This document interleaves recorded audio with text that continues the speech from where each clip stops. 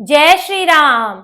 आज बात अमेरिका और ईरान के बीच खत्म हुए युद्ध की, क्योंकि ये युद्ध ईरान और इसराइल नहीं लड़ रहे थे। ये युद्ध के पीछे अमेरिका था और अंतिम हमले में से पहले, ईरान के हमले से पहले अमेरिका का हमला हुआ था। लेकिन अब सीज फायर हो गया है। लेकिन सीज फायर क्यों हुआ और इसमें कौन हारा जीता, बात इसकी करते हैं।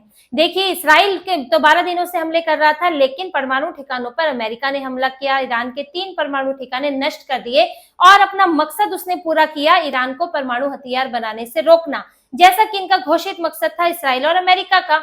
लेकिन इसके बाद ईरान ने क्या किया? ईरान ने अमेरिका को जवाब देने के लिए कतर पर और इराक पर अमेरिकी एयरबेस पर हमला किया और उसके तुरंत बाद कह दिया कि अब बस अब बराबरी हो गई। हमने जो है 6 तुमने बम गिराए थे, 6 बम हमने गिरा दिए, अब बराबरी हो गई है। और फिर पहुंच गया अमेरिका के पास कि अब सीज फायर हो जानी चाहिए। ये बातचीत इनके बीच में होने लगी और जैसे ही अमेरिका का ऑफर आया, ईरान तुरंत मान गया। देखिए, ईरान को डर क्या है? ईरान को डर ये है कि अमेरिका तक तो वो पहुंच नहीं सकता, तो उसने कतर का इस्तेमाल किया, दूसरे इस्लामिक देशों के में अमेरिका के बेसिस का इस्तेमाल किया वहां पर हमले के लिए। लेकिन अगर ये हमले जारी रहते हैं तो फिर इस्लामिक देशों को भी जवाब देना पड़ेगा। कतर ने भी कहा था कि उसके पास अब अधिकार है कि वो जवाब देगा।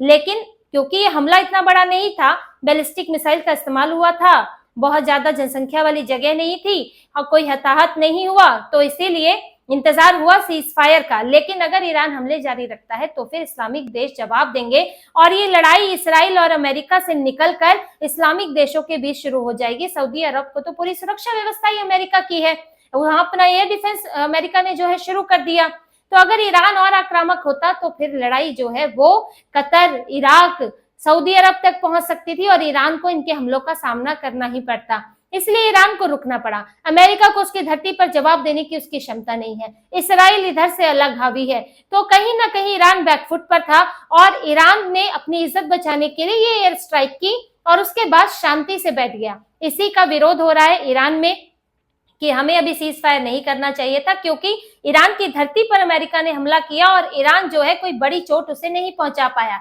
यही देखिए, हार जीत यही है। कोई देश पूरी तरह तो खत्म नहीं करने बैठता है, उसके लिए तो फिर आपको पूरी तरह, जैसे रूस यूक्रेन में बैठा है, गजा में इसराइल बैठा है, वो करना होता है। लेकिन यहाँ पर नुकसान की बात होती है। ईरान की धरती पर परमाणु ठिकाने नष्ट किए, अमेरिका ने बड़ा नुकसान किया, लेकिन ईरान उस तरह से जवाब उसको नहीं दे पाया। इसराइल के साथ चल रहा था, लेकिन अब इसराइल के साथ भी सीज फायर हो गया है और ईरान के लोग इस सीज फायर से बहुत खुश तो नहीं है, पर एक युद्ध रुका है, जो युद्ध और बढ़ सकता था उसे इन देशों ने रोका है। ईरान जो है वो कहीं ना कहीं इसमें पीछे हटता हुआ नजर आया है।